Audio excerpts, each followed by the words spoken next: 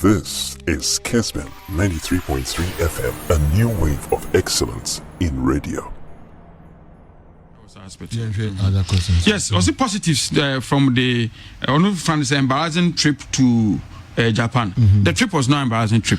The scoreline is embarrassing. That's the only negative aspect of it. No, trip is embarrassing. There's a lot more than the scoreline. You can say the scoreline embarrassing, of which I'm the first person to admit. But the entire trip is embarrassing. So when you have problems in terms of who took one, then it adds up to the trip, because the trip encompasses a whole lot. You can even make the trip back to the match and crown so trip a different thing from match na so on any score line. But wrong the mention into the score line, I admit, very, very embarrassing. But there are a lot of positives, like I keep on saying. First of all, one thing I realized as I stepped in, we stepped in Japan and Korea, and they say no leg matches. Even though the Japan and the Korea team, especially Japan team, no, Oma keep you over 2 years so. Keep it over 2 years since early part of 2019 and 2018. Keep it na because some players no do Olympic Games last year. It can change Olympics from last about this year. And I think it be move free. No, we might change regulation. Into Oma 23 or 24 or 24 in a bit of Olympic. To me, not a team no. To me, it's a team no. See, I know how many now. Japan team they know Koboy no. A big man. They kept the team back there. But it could one was no league match. The player be omiyani be available because of our game yana. Yes, team no. League team matches no. Because no league matches. And tell me sure no. If by Ghana, but near ball league matches. But me a FIFA window. Into a camera reporter may submit it to the executive council who say may propose say it do FIFA window now. Yeah, league features now. Me and fall league matches and find FIFA window. Okay. Tama FIFA time a bit my friendly matches no. Say because we are not Black Stars in Morocco no. They have to release Ghana U24 some about Makotoko. They have to release our Koso Komomo Olympics. But the league match be anywhere. You think about releasing players from Kwamra. Or call no Kupra. Ebi our plans will be you know. And our national to know pra also a league match. Eddie normal be remember. Okay. To me my proposal and they say do time a FIFA period now. There's no league match. So players are upomina no me available to you. Okay. Because for instance, time a coach starts doing training, no, he invited a lot of players no me training. But they do final analysis say so to Kwano. The players were not available to him. Why? Their clubs needed them. When the Kwame prior training do unyano. When the Salif Ibrahim train unyano. A fear bandi edro unyano. Richie Bedu edro unyano. A lot of players. Then they have to go back to their clubs because he didn't want to jeopardize Ghana League and so. But be able to say no be any player. They so release Mumoko. But the league matches in one players no me training and Kobe am Frobi. So as some young player, we some young player. So coach have to speak to the clubs newbie.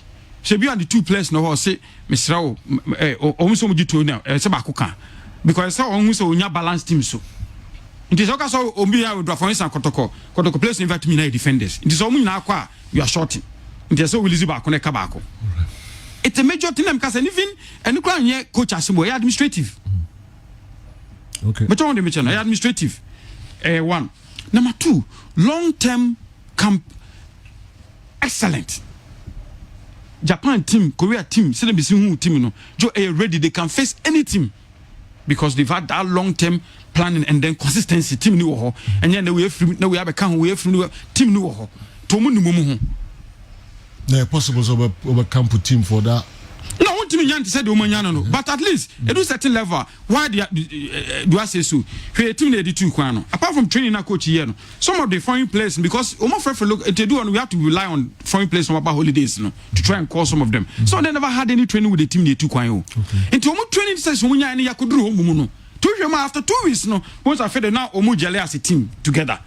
You could see the play, you could see even results of crowd team because now I feel more about together.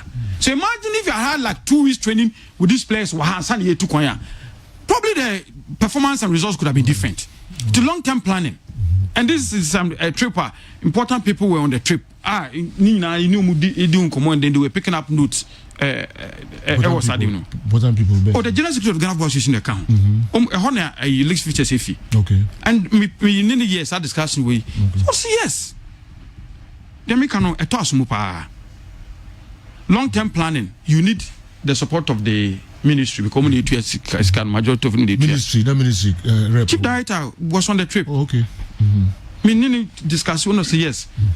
You are making a important point, valid point. So you and all these things from even though the coach be here the players say up a long term we say but somebody a bit more convincing the pest holder the use can only administrator and so on chance you know some of them who be who say you know idea so to me ban for so comment positives in NGT mu krankra because time be for time ni for last one now we went on this trip somebody or started here to try and then get us the invitation but as Makoko drew on what we do you take advantage to engage in meetings because of COVID restrictions even Ghana ambassador abe here match and Japan first game no but the VIP yes we have to from say you were normal from come Ghana Jesse Krampo demand crown no say no because of COVID no yan obi wo nchen like liaison officer onoje normal the command the kusi baby also ade ode maye no so chair ade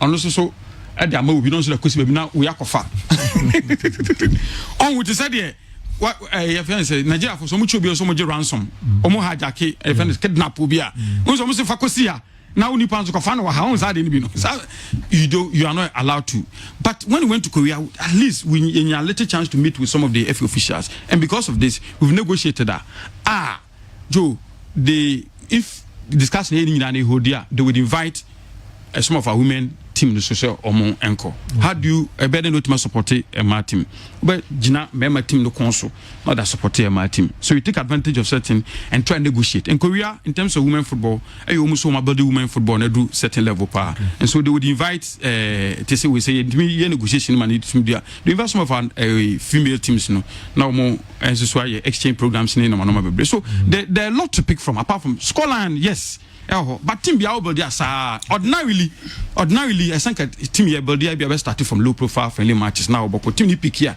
as now boss way high professionally high on qualify for tournament one qualify you have to pay the team ready then team now market that straight away they go into the game that's why I give some credit to the coaches as well because after first game match 6 but me amenu tua players be Monday no koje visa then Tuesday goes on the trip then next game 4 the next game 3-1 the next game 2-1 now I saw improvement in terms of performance the coaches were really working all right but I want to mention the coaches were really working but follow up here busa players now GFA and our money from clubs now clubs team because I am fan mam esi wa na no in FIFA period man can crunch in FIFA period the GFA could have insisted said the players no call club no one fan do call a FIFA period.